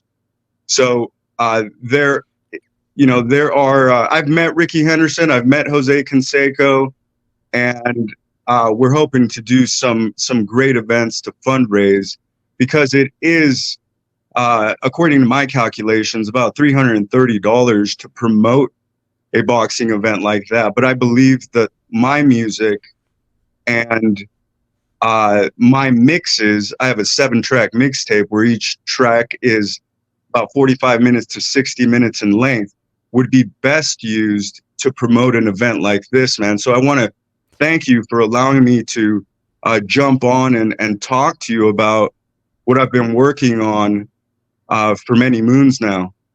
That's cool, man. Excellent. I wish you luck in that venture, and let's catch up later on the sidelines. And thanks for jumping on. We're getting close to the end of the show, but my friend Chris hopped on. I want to see what you have to say about the show tonight, or any comments on objective morality. Yeah, it took me a little bit because my laptop was giving me issues. I think they got tagged. You're here now. That's what counts. I was listening in. Some of it I didn't catch the whole presentation, but I caught the gist of it. Nothing that I'm not unfamiliar with. So I know that. Yep. I agree with. I mean, the subjective and objective. It's like, well, you do have your personal perspective, but then you're supposed to align that with the objective when it comes to doing correct conduct, how you conduct yourself with other people.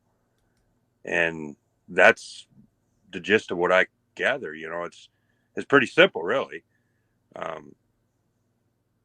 How you do that is where we gain the wisdom. If you make the mistakes, or you go and you step out of line with someone, and you at least recognize that and try to correct it with them. If it's something that's one of the 7 transgressions that you listed there, well, then you're gonna probably find yourself back here. You might be doing this again. How many times you want to come back and do it over and over? That's how I look at it. Yeah, for sure. Those are great points, and I've really been enjoying the videos that you've been doing online lately. And that's the common theme of this whole live show today, and what many of the guests said as well, is that we need to bring it back down to the fundamentals, like what is subjective and objective. Many people are still stuck in the solipsistic mindset that they don't understand they're in an objective reality and nature is supreme. And if we don't obey the laws of nature, we will suffer negative consequences. We're suffering consequences regardless, but the context of those consequences depend upon our thoughts, emotions, and actions. So getting down, defining these terms, getting down to the fundamental level is really important. Some people are going to be at that level where they're ready. Again, someone has to be in that level of being truly open-minded, desire, and seeking. So time management is important. I mean, I don't engage in someone that's not ready to have at least a Socratic conversation, going back and forth with questions. Most people that I've come in contact with, especially on social media platforms, just want to spew their, like Hushin said, ideologues onto my comment pages and stuff like that. I'm all open for a back and forth, but getting people to a place of where true learning can take place and growth, then they're ready to receive, and that receptibility is high. And this is ultimately where teachability is. And we're here, we can learn from everyone, and I think that's a great thing. But getting down to the fundamentals is important. Yeah, I think people don't take it far enough when they sit there and they say, well, what's right for me might not be right for you. Well, that might be the case in a personal situation, but not the case when it comes to the objective, correct actions, such as you don't have a right to take the life of someone else or steal from them or any of that. That is not correct, and there is no getting around that. Exactly. And everybody here. That's right. And police don't have that right. The military doesn't have that right. Governments don't have that right. Corporations don't have that right as well. So that's the real big problem when you see some of these worldly events happening, like the genocide over in Gaza and all of this. Everyone wants to jump on a certain team. You got to pick your team when the real scope needs to be focused on actual government itself and the supporting and the condoning of governments and other governments and corporations as well, funding and backing this. So it really does come down to knowing your rights. And if you don't know your rights, then you can't say no. And if you can't say no, then you're going to be a slave. And unfortunately, as one suffers, all suffers. So the ignorance of one amplifies to the ignorance of the many. And this is the problem, right? So ignorance begates slavery. And this is what we need. This is our goal. This is the one great work. Yeah. So real quick, I want to do a quick little round, take a minute, closing discussions. We'll start with you, Chris, and we're going to wrap up the show. And again, I appreciate all the viewers and my guests tonight. So go ahead, Chris Jansen. Yeah, well, I was just going to say that, subjective, that's the world of our senses. And the most magical thing we've been given in this existence is the ability to make choices based on, what we receive through our senses, So our subjective decisions and choices are the tool we've been given to affect this world. And we do affect it and change it. And that can be clearly seen in so many ways. You can prove that to yourself. You don't need me to prove it to you. And so I would just say, we just did a great talk. I saw that comment about school on education as the solution on the One Great Work Warriors. We do a conversation once a month. And folks want to check out my show and Evil Podcast tomorrow night. It's 6 p.m. Pacific. And I'm doing a great show about the path to entrepreneurship tomorrow. And I think becoming an entrepreneur is one of those real world applications of the principles that Will and I are discussing and that Christopher discussed and Fred on their work as well. So I'll pass it off to, you want to go to Fred next? Cool. So I want to thank you, Will, for your awesome work, man. Your stuff, your presentation, man, your slides are awesome, and thank you so much for that, and thank you to Chris and the two other guy. Thank you for being there and share. And I want to say that share this video, people. This presentation tonight and the conversation we had. We need share this stuff. Share it, and then if you can do it now. Do it yourself. We need more people involved in it. So get your ass off the couch and do something. We need it right fucking now. So thank you to all the people, and my podcast is called the Libercast on YouTube and Odyssey and Facebook, and I started to stream on D Live from time to time. So check that stuff up. It's bilingual. There's French stuff. There's English stuff in the podcast. So thank you again, guys. Excellent. Thanks, Fred. Chris, we'll go to you, and then we'll go to Leo, and I'll end up my closing statements. All right. Yeah. you're not wrong about the great work, and it's a heavy duty one. I wanted to say about government, right there in the definition of the word, it says mind control, but there is no external. They just create the illusion of such, the manipulation. I want to point out, I am planning to hopefully do another, get back on and do a live stream. I'm shooting for Friday. Mine's called Standing for Freedom by Speaking the Truth. So I'm not on the One Great Work Network yet. Don't know if or when that'll happen. I'm not up there yet. Don't even have a website, so I'm working on it. Everything's a work in progress for me, but great show, great work, you guys. I love hearing this stuff because I don't hear it enough where I'm at. I have family members that are, I would say, confused about many things. So that I'll leave it there. Excellent. And you said you're streaming. I know you're doing some live videos. Is that on Facebook and Twitter?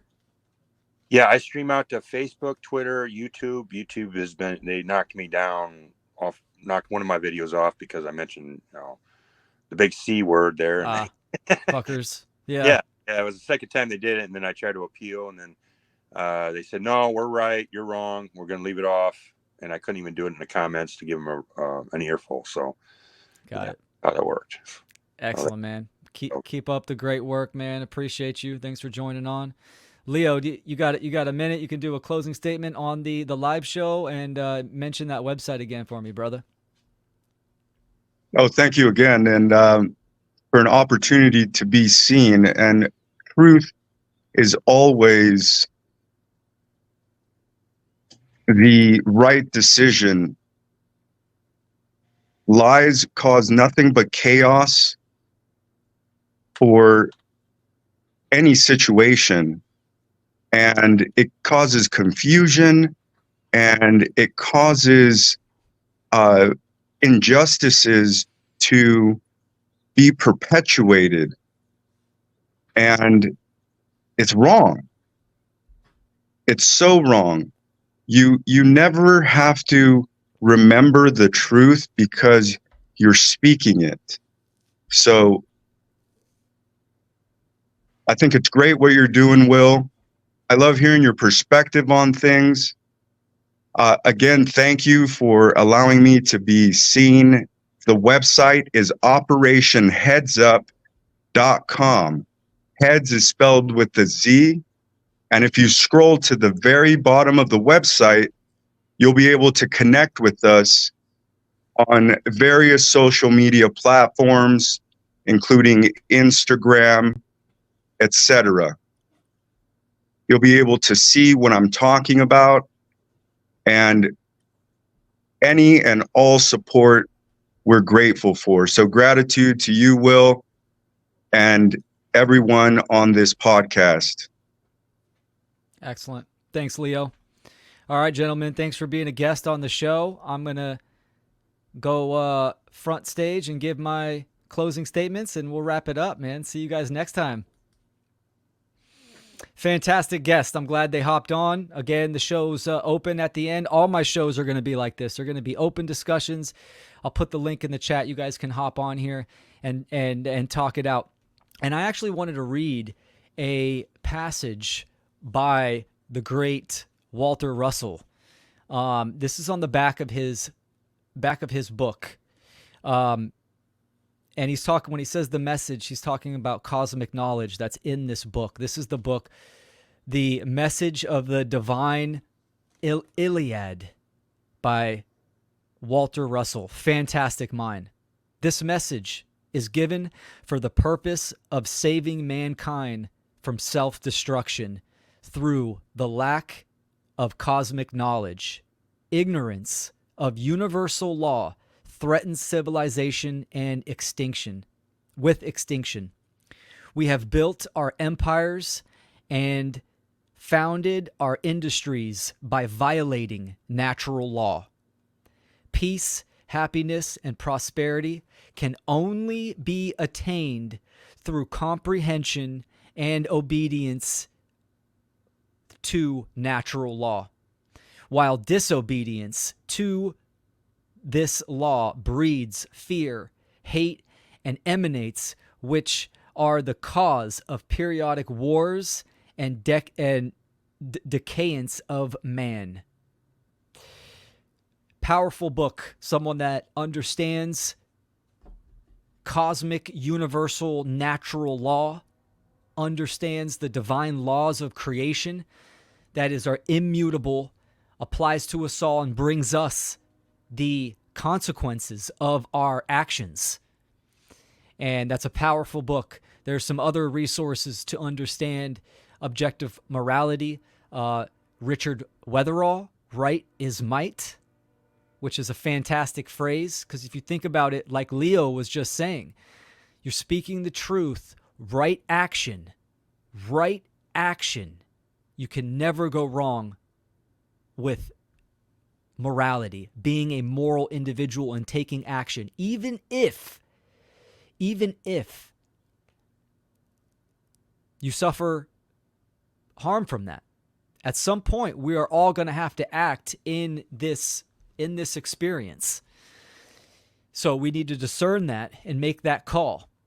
But the solution is absolutely getting out into the public arena where we can influence and we can educate the public. So I implore everyone that's listening to this, gather your grammar, educate yourself, become literate with the modern means of publicity and expressing a message to as many people as possible by understanding the technology to propagate a message, and do that with care and attention and willpower and dedication. Because the foundations of right versus wrong is the cause of all human suffering. And it is also the solution to change and to achieve true freedom. So I want to thank everyone that's tuned in today on all the platforms.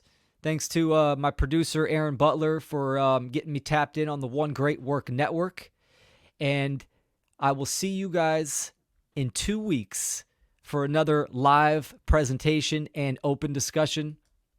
You guys take care. Remember to seek truth and speak truth. Have a good one.